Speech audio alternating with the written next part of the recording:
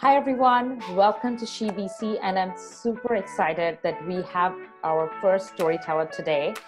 It's none other than venture capitalist from New York, Sutian. And welcome, Sutian. Thank you. I'm so excited to be here. Thanks for having me. Yeah.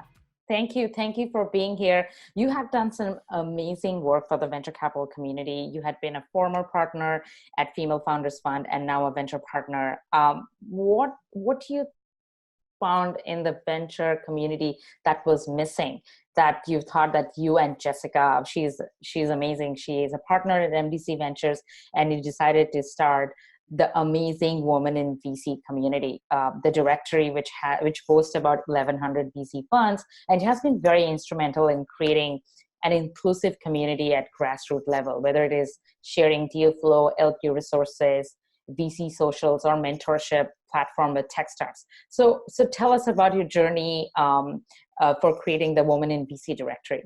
Yeah, I'm so glad you like it. I think it means a lot to us to hear that people value the network and what we've created. And honestly, the once upon a time story behind the Women in VC community is something that was very organic. Jessica and we met in, I want to say, late 2014. She had recently joined MDC Partners, and I was at a fund called First Mark, and we got together, and she asked what was a pretty simple question, which was, hey, why aren't there more women's groups in venture? And I thought about it, and I said, I don't really know. Right?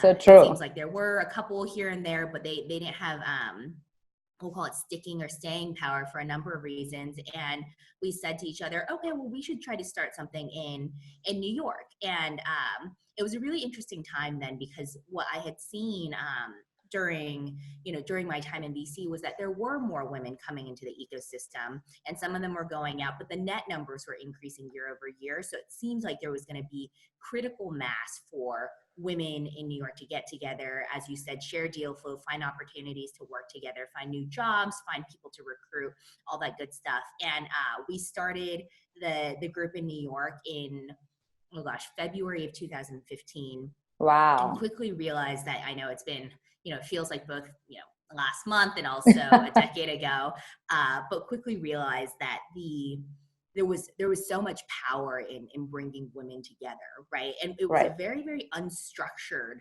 event that we had put together. We said, hey, everyone come, we're going to have dinner, chat about stuff, no pressure, no preparation, just come with who you are and get to know some people.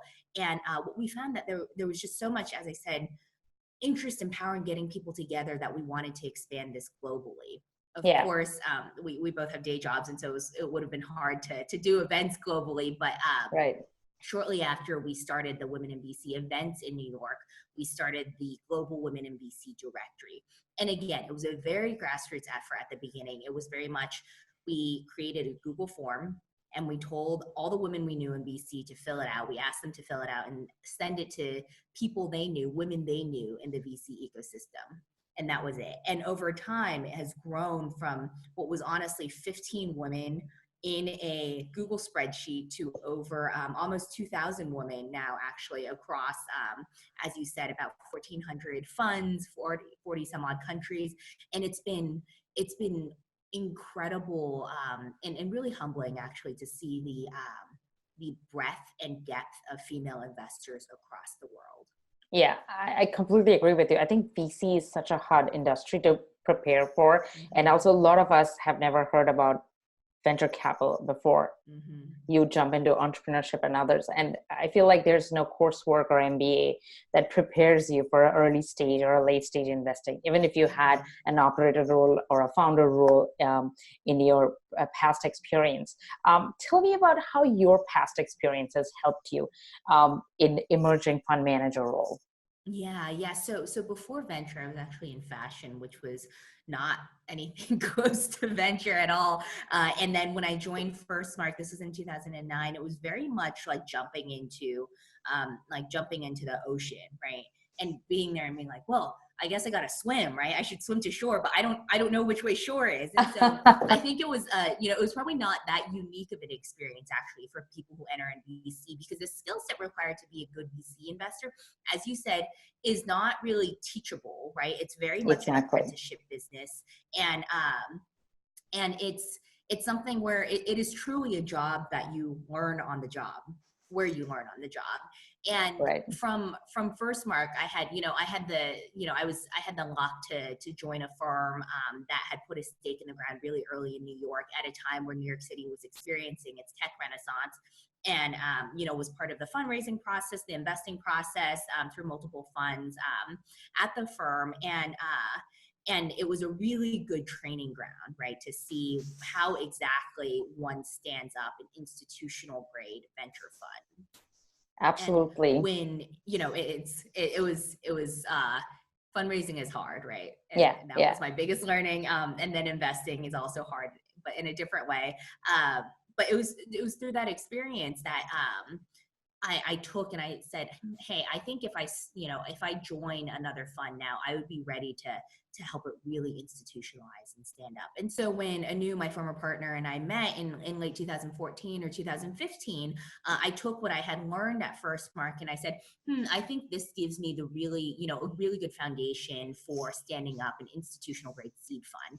And that was the goal for us too, when we went out to go raise Female Founders Fund 2 in 2016. The short answer though to your question is that nothing really prepares you, right? Right, It's sort of like founders going out to raise money. Like, do you know what it's like to raise money before you raise money? No, right? And so it was, again, a very much learning on the job process, but I think having the benefit in my experience of having been at an institutional venture firm and knowing, okay, well, this is how the unsexy parts of the business work, how the back office works, how the mid office works. That was really helpful in coming to market with a fund product that looked like a little bit more institution grade than we would have otherwise. No, absolutely. I mean, I completely agree with you. And what you said is like fundraising is very hard. And, being a partner in a fund, it's not easy because you're so much ingrained in your GP-LP relationship. So now you're back to your fundraising. You are no longer a partner, you're a venture partner at Female Founders Fund, and you're planning to start something of your own. So how do you feel about this journey, especially the decision making? And it's like, okay, I'm going to go ahead and again start fundraising, and your new journey into the world of fund of funds. So tell us about this particular journey, especially the decision making, but also the fact that how does others prepare for something like this? If somebody's like, oh, I want to start my own fund, or I want to start my own funds, what goes into this specifically? Yeah. So a couple things. One, I joke that I have a high appetite for pain, because fundraising is a painful process, and did it at Firstmark, did it at Female Founders Fund, doing it again now. But the biggest reason behind my decision to go and start a fund of funds right now is that, as you mentioned, the market has changed tremendously over the past 10 years. And that change has accelerated even more than ever over the last 5. And what I'm seeing now is that there are more and more seed funds getting started by people who very meaningfully do not look like what the traditional fund manager has looked like. And I think that's awesome, right? I think to change the dynamics behind who gets money, who gets to start, who has the opportunity to start businesses that really go on to create new markets or redefine existing ones, we had to change the makeup of who controls that capital. And the only way we can change the makeup of who controls that capital is we had to change the makeup of the people who give fund managers capital, right? And so this is like an argument that stacks up. And a common thread behind, my journey from Firstmark to Female Founders Fund to what I'm doing now is this desire to affect real change at scale, right? At Female Founders Fund, I was incredibly, again, lucky to be a part of that story, and very, I think as a fund, we were really, really prescient and lucky on timing as well for female founders are, we'll call it sexier than ever to invest in, and more so than sexier, they've always been tremendously good investment opportunities that deliver top decile absolute returns, right? But the challenge of being a seed fund is that there needs to be a lot of seed funds stood up to move that 2.2% metric that we hear thrown around, right? 2.2% of all venture capital dollars go towards female founders. the way to change that number at scale, or to change Yeah. that percentage at scale, is not, I don't think the fastest way is going to be by standing up $50 million funds at a time, right? That's just not a lot of dollars on an absolute basis that goes into the market towards different people. I think you need to create funds that are much bigger. And so Right. the opportunity that I'm seeing in the market right now is an opportunity to create a fund of funds that will invest in this new emerging class of managers, right? People, again, who come from different backgrounds, who don't necessarily want to join the stalwarts of Sand Hill Road as a venture capital employee effectively, right? But want to create their own path and want to invest in the networks that they've spent their careers building.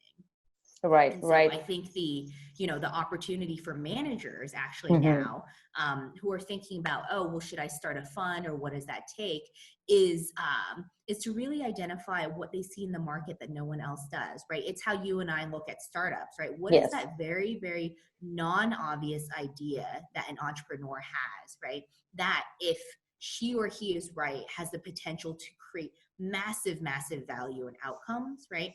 And Absolutely. what gets us as investors, right, to really believe that that entrepreneur has that special sauce, right, that sparkle, so to speak, that makes them the best fit entrepreneur to tackle that opportunity, right? And so when VCs and GPs, founding GPs, are going out to market to raise their first funds, they really need to put on their entrepreneur hat, because that's exactly what they're doing. Going out to market and saying, okay, well, what product am I bringing to the market that's differentiated, that's special, right? Why am I the person to bring that product to the market? Right. And the thing that's been really interesting to see is that the increased fragmentation of the venture capital ecosystem has meant that the specialization of funds benefits the ecosystem versus this general, I think what you had in the last cycle, which was a generalized sort of staging of funds. Yeah, right? yeah, Series A, exactly. Series B, seed fund, et cetera. Now people are getting more specialized than ever, which means that the fund sizes don't need to be as big, which also means that they can only need to be really the expert in one thing and do it really well to create fund outcomes that are really extraordinary. Yeah. I absolutely agree. I think the boutique management style fund is more coming. Like, I'm a part of a fund. We are very sports focused. I think this is the kind of opportunity that's coming right now. I mean, and what we are seeing right now, it's very different. Like, venture capital industry has not been disrupted for a very long period of time. And the kind of fund manager that you aspire to be, and you talked about how the market is changing in the last 5 years. I think people are bringing that movement into this industry, especially people like you who are coming from the emerging fund manager to becoming towards the LP side. So you're seeing the different kind of spectrum. And you talked about what kind of new fund managers that you want to see in the market that wants you to, that, okay, I want to write that check. I want to write that check for this particular fund and become their LP. So when we look back, what kind of, talk a little bit about what kind of biases and prejudices that has played in the past coming in effect, and especially for people like you who are now looking towards catalyst. I consider you as a catalyst for change, and this kind of movement is very much needed in this industry. And I'm so glad that we have people like you who are looking for this and are pushing that change. Yeah, I mean, so how much time do we have to talk about prejudices? I'm kidding a little bit, right? But I think, as an industry, we can spend the night talking about prejudices, and that wouldn't be a very fun conversation, would it? The way I always like to think about it is, I'm optimistic by nature, so I like to think that we have a lot of room for change and for positive change in this industry, and that presents what I like to think about as a great opportunity, right, for the people, the participants in the startup ecosystem, the LPs, the VCs, the founders, right, to actively think about what they're doing to create and support diversity in their respective spheres. I think, gosh, venture, as you know, is more of an art than a science, the earlier stage you go, right? The later you are, the more of a numbers-driven business it is, as large private companies start to resemble large public companies. 100%. But when you're early, what you're looking at are not numbers. The entrepreneurs don't have numbers. They only have a deck, right? They barely have a business at that point. What you're looking at and what you're trying to evaluate is people, right? And despite early stage VC being a risky asset class, people, and this is not a value call, people are generally pretty risk adverse, right? Which means that they're trying to invest in things that they believe will be successful. And the very, very human thing to do there is to invest in things that you know. And so it's with that very simple truth that you see venture, you see why venture has been what it is, which is an ecosystem that's very network driven, that's very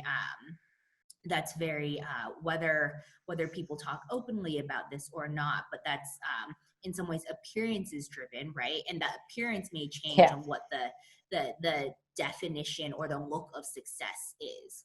Right? And I think what you're seeing that's changing now is that there are people who are in positions of power or influence who have become louder, right? About saying, hey, this isn't the type of industry that I want to participate in or I want to help build, right? And you're seeing that at all levels, from founders to VCs to LPs, right? Where founders are saying, I want diversity on my cap table, right? And so I'm looking for women who are investors. I'm looking for people of color who are investors. VCs are saying, I want a portfolio that's representative of my values, right? And so that means I don't want a portfolio that's homogenous, right? Whether it's all men or all white and Asian founders, people are actively making decisions to diversify, not because it's necessarily good for the world, right? But because it does prove to deliver better returns. And then on the LP side as well, LPs are really thinking about this because LPs are saying, well, what can we do to help our fund managers, right? And to really push our fund managers to think about not just what companies they invest in, but who they hire, right? And the one other layer that I'd put on top of this, and this is relevant only to some LPs, but for public pensions or any institutional investor who manages citizen capital, right? Public pensions, private pensions, endowments. There are individuals who have the opportunity to affect change as well, right? You see people calling their congressmen and women and their senators. Does that work? It does, right? And in the same way, people don't do this in our industry in the ways that they can, right? But in the same way, individuals have the power to move that needle, and really demanding of the people who manage their money, what are you doing with it and how are you being good stewards? I think you talked about a good segue. So one of the things, what you said, venture capital is a very risky asset class. And I love how you talked about that, being a VC, being a fund manager, can I talk to my LPs and talk about these are the changes that I would like to see?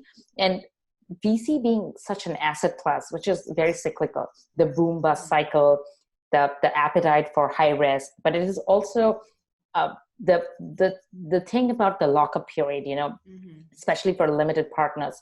I mean, as long as 7 to 10 years. I mean, when we go and talk to our LP, your basically money is locked for 7 to 10 years. And unlike hedge funds, where LPs can redeem their capital out of market panic, many of us, and I think it's a good that the capital is locked for 7 to 10 years, because for many of us, we look investment as a permanent capital that protects from erratic market behavior, and good investments need long-term commitment.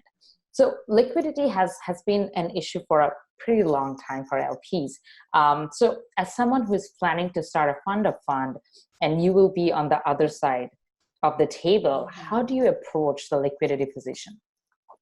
That's a great question. So liquidity is, as you said, a real challenge, right, for LPs, because you have very long lockup periods, because funds don't raise in 10-year cycles, they raise in 3-year cycles. So you're not actually looking at a 10-year lockup, you're looking at almost a 20-year lockup over 3 fund cycles, which is what LPs are looking at. And so that's significant investment into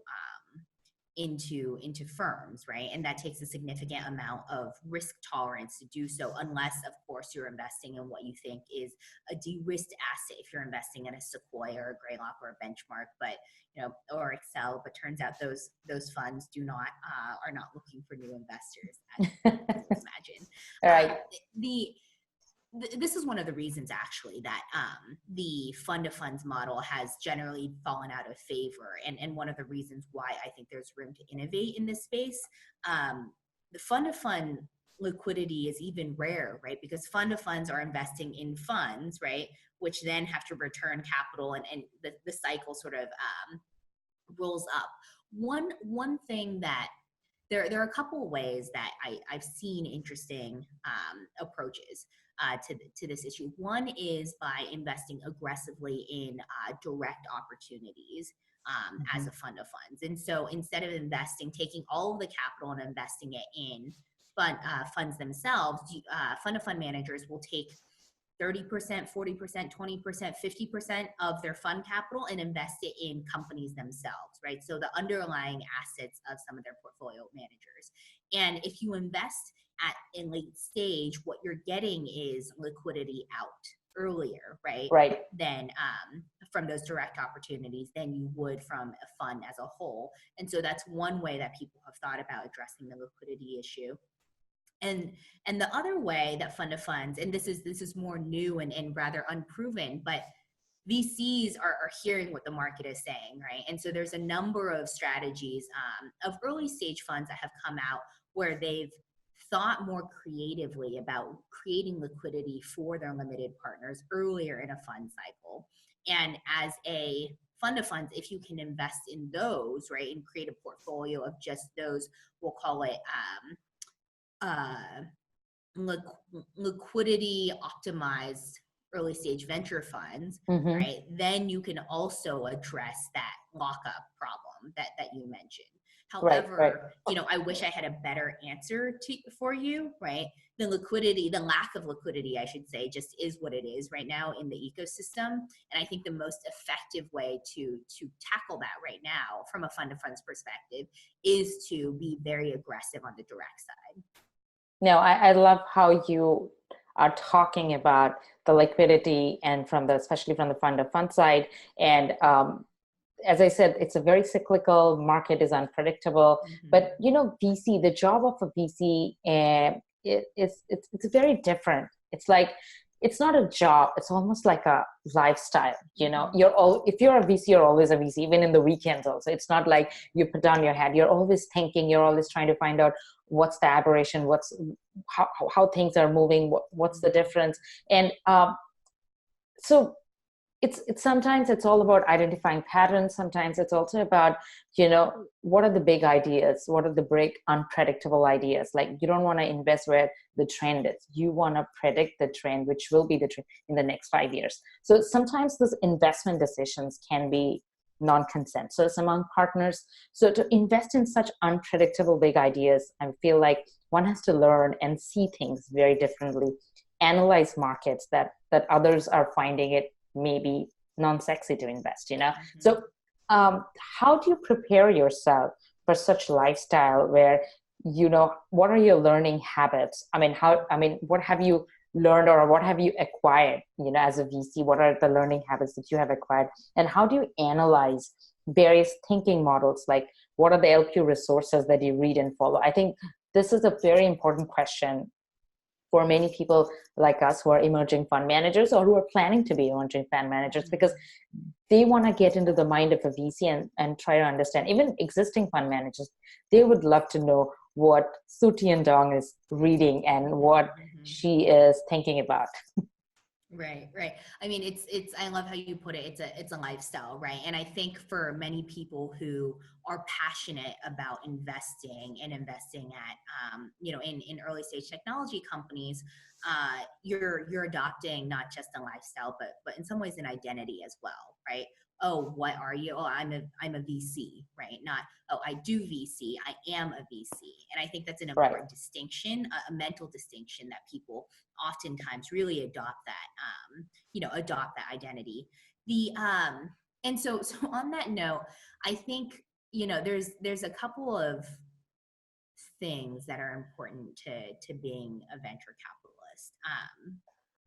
I think the most important thing is to be a lifelong learner, right? The nature of what we do is investing in things that don't really exist yet, right? True. And how do you invest in things that don't exist or get conviction about things that don't really have a market yet, for example? I think it's learning, and also learning in orthogonal ways, right? So not necessarily reading, ABC and, Brad Feld's book and the high growth, startup handbook or resources like that, or, Ben Horowitz's book or what have you, right? But it is reading that, but also gathering knowledge from different places, so your brain is equipped to connect the dots in a lot of these different places and say, hey, listen, I think I know enough about pop culture to spot that opportunities in astrology, for example, will be really interesting.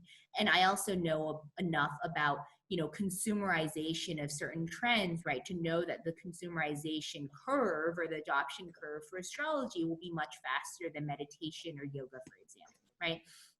And stuff like that. I think earlier in your career in VC, it's just important to be really sponge-like, right? Absorb everything that you can Very from true. anyone that you can. And your job is not to be a student, right? One doesn't get paid, unfortunately, to be a student, but your directive, your personal directive should be to absorb as much as possible. I think as you go along in your career, the shift is that you need to start developing your own version of truth of the world, right? I love that. What you're saying. Yeah. And to be not rigid, not brittle in your thinking, right? But to be firm and also flexible, right? Sort of like yoga, actually. So Yeah. to have very strong convictions loosely held, as they say, right? And so how do you take in all sorts of disparate opinions, views about the world, as you're listening to pitches from entrepreneurs, and every entrepreneur is telling you that her startup is the best thing ever? How do you take in these disparate points of view and synthesize them into something that you believe is true and can develop high conviction on, right? And so that's the second, I think, evolution, right? Or that's the evolution of thinking. And I think what evolves as well is your ability to read people, right? Because ultimately, at the end of the day, at the early stages, what you're investing in are individuals, right?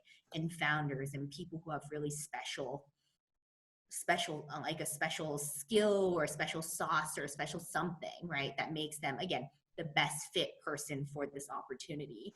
And that is that involves repetition, right?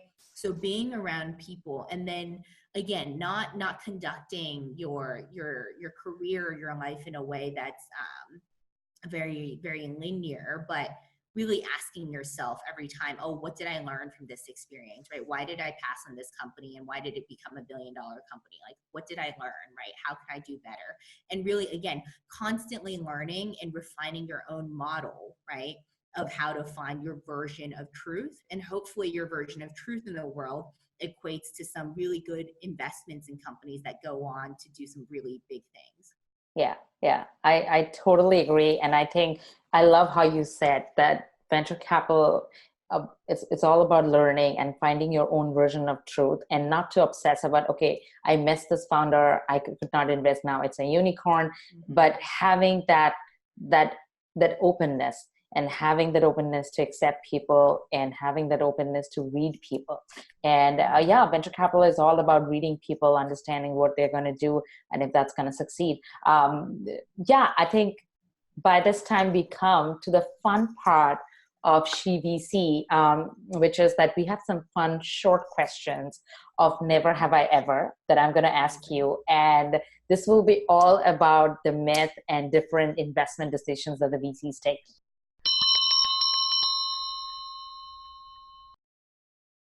So my first question to you will be, never have I ever said no to a startup investment run by a single founder. Yes. I have. Wait, is that yes or no? I have. It's a yes or no. Before. Okay. So tell me about the single founder myth. What do you think about it? I think it's total bullshit. Is that appropriate to say on this? It's not true. It really isn't. I have said no to startups founded by single founders, not because they were single founders, right? But because there was something else or a couple of something else is likely in the business that didn't make me comfortable enough to invest. But having a single, I'll talk about it in this way. One person is always going to be harder than two people. That's just numbers, right? Two people doing, at the early stages of the company, it's like largely the same job unless one person is highly technical. Two people doing the same thing means that two people have to be doing less of it, right? That being said, there are tons of examples of single founder companies that have done really well, right? And what single founders oftentimes do, and they oftentimes pick up the skill set much earlier than other founders, is that they learn how to hire really well, right? Because you can't do it yourself, and they figure out how to get the support. The successful founders figure out how to get the support earlier in their company's life. Yeah, I totally agree what you said. And my next question is, never have I ever said no to a startup because I love the product but hated the founder. I have. You have. So what do you think about this founder market fit when we talk about it? Yeah, there's two markets actually, I think, when founders are pitching. The first market is the market that most people think about, which is what market is their product selling into, right? And sometimes there is not good founder market fit there. They have no idea what anything, left or right is in this market, and it becomes really clear early on. The second market that sometimes lacks fit is the founder-funder fit. So how well the VC gets along or enjoys working with the founder, and how well the founder gets along with or enjoys working with the VC. And it's like a marriage. It's a very long-term relationship. You can easily get out of a marriage, but not that VC entrepreneur relationship that quickly. That's right. It's oftentimes, those the VC company relationships last much longer than traditional marriages. But yeah, I think I have, because what you're looking at, as you said, is a marriage, right? And sometimes you don't want to get married to that person. It doesn't mean the person isn't a good person. It's just not the right person for you. Yeah, right. Totally agree. So my next question is, it's very interesting. Never have I ever been in a board meeting and hated the outcome, but did not say anything. I've never done that. So board discussion is very important in a VC. Like, I sit on multiple companies' board, and sometimes I feel so uncomfortable. And it's like, okay, the board meeting has started, but we're discussing things which are outside the agenda, or we are discussing things which are on the agenda, but this is not how it should be. People go off the track, and then there are various things that's not right, and you want to scream, you want to shout. How do you handle the board meeting? I think it's very important in a VC's life when you're managing 15, 20 companies. Yeah, I think so. There's two ways that I think board meetings can be challenging. Two ways that I'll talk about at least. The first is the content of the board meeting, right? As you said, the board meeting goes off the rails, and then you guys start talking about summer vacation or whatever it is, right? A very small hire who, or something that's not consequential in the grand scheme of things to the business, right? And that takes up a lot of time, and then you don't get to the important meat of the stuff, right? That's one piece. Another piece is interpersonal difficulties, which is That's neither the most easier important. nor harder, right? But when things don't, when people are not nice to each other, right, in board meetings, and there's a lot of emotions and heightened voices and all of that, and those are, that can be challenging in a different way, right? Yeah, yeah. I think the most important thing to do with with everything in our industry is to keep that channel of communication really open, right?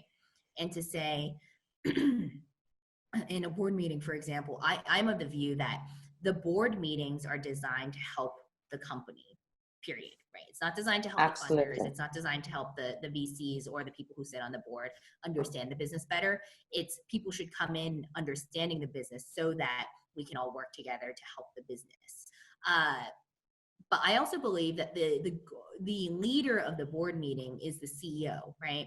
And I think it's always worthwhile to pull the CEO aside, maybe not directly after the board meeting, but later to say, hey, listen, I noticed these things. These would be my suggestions to improve it next time or to change things next time. And also to hear their feedback. Maybe they're like, well, I didn't find that to be a problem, right? And then now you can you have an opportunity to share why you think this way and hear why they think that way, and understand somebody else's perspective. So I think there's only a positive that can come out of sharing, your perspective after a challenging board. I wanted to ask you one more question about work-life balance. So coming back to venture capital being such a, lifestyle, and I get this, I have a 10-month-old, and, I find it very difficult managing multiple things. My other partners, they are in Germany, they're in Israel, and early morning meetings, everything. So it's a lot of things. I mean, whether you're married, whether you're not married, there are a lot of things you're juggling when you're a VC. You have your LP, you have your entrepreneurs, and then you have your own path where you're learning. It's a kind of a journey. So how do you manage your work-life balance? And I really want to know about this specifically because there are a lot of people who are literally struggling in the venture capital side because they get up in the morning. Since morning, they have to go to startup meetings and they have board meetings. You're managing 15, 20 companies. It's quite an ordeal. So what's your tip for your work-life balance, and how do you think that people should actually tackle this work-life balance in the venture capital? Yeah, that's a great question. So a couple of things. I don't know if there's such a thing as balance. I do know that there is such a thing as burnout, right? Oh yeah. And I think it's important to, and the reason why I say there's not such a thing as balance, because it's very rare that you feel like everything's balanced and everything is good, right? There's always something that's like slightly on fire that you're like, oh, I should go take care of that, and that's okay. I think for me, the thing that I've really come to understand is that there are a couple of things that really keep me balanced, right? For me, and this is individual and it varies widely from person to person, but for me, it's getting exercise, getting regular exercise to de-stress, right? For me, it's spending time with people I love, right? And for me, I'm very extroverted, right? And so when I say spending time, it means, being in large groups of people gives me energy. And that's, in some ways beneficial to the industry that we're in, because I can go to networking events and think they're really fun, but that's not everyone's experience, right? Yeah, some people really don't like it, and that's okay, because that frees them up to do more things that are more introspective, right? Like reading more, writing more, thinking more, and that gives them a different kind of edge.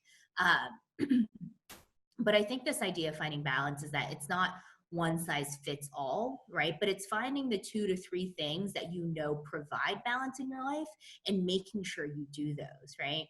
Maybe it's taking your son to or making your son breakfast every morning, right? Or taking your son to like baby swim class. I'm making this up, of course. Yeah, right? yeah. There's a couple of things that I think are almost what would I call them? Like keystone balancers in your life, right? As long as those things are done, right, you feel much more in control. Yeah. And Yeah. identifying what those things are means that even if a lot of stuff is a little bit, off kilter, as long as you can check those boxes there, you're getting some source of balance or calm in your life.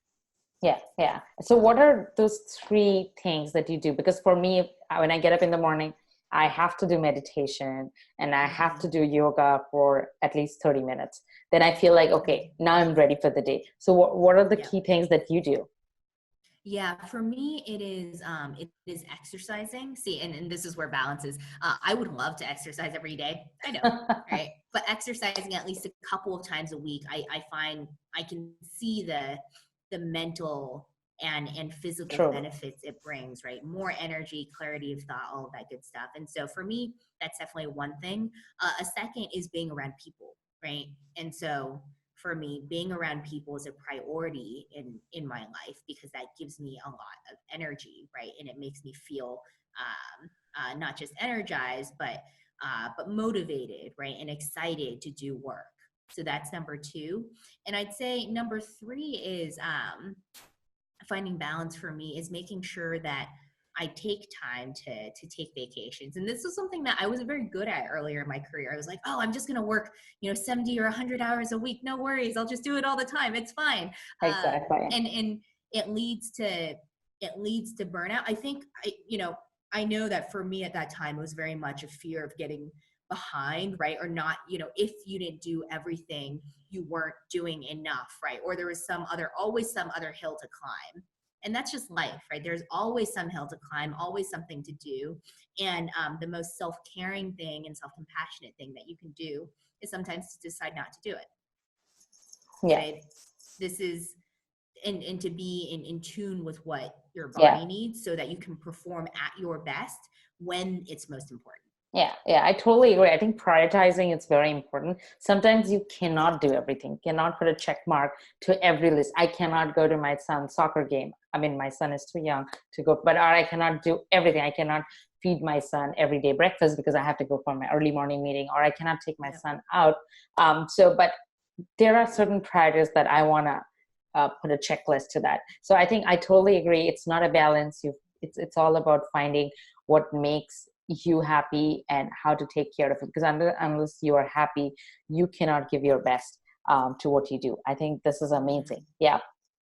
No, I think this is amazing. Thank you, Sutian, for your time. I think we learned so much, especially from the VC side, partner side, and now from the fund of fund side. And I think the LP perspective is, I think, very, very important. I think the entrepreneurs learn that how they want to pitch to the VC, the board meetings, how they want to handle, and especially you being the catalyst of change, how do you see the VC industry moving in the next 5 years, in the next 10 years? And I think very, very important. I'm looking forward to our next interview when you have already completed your raise and we will be talking in details about your next 5 to 10 years journey. I think thank you so much for your time, Sutian. And I think all our viewers and everybody who is going to listen to this or view this, they are going to love it. And thanks for your time and all the best for your next journey. Thank you so much. I had so much fun. Thank you so much for having me here. Thank you. Take care.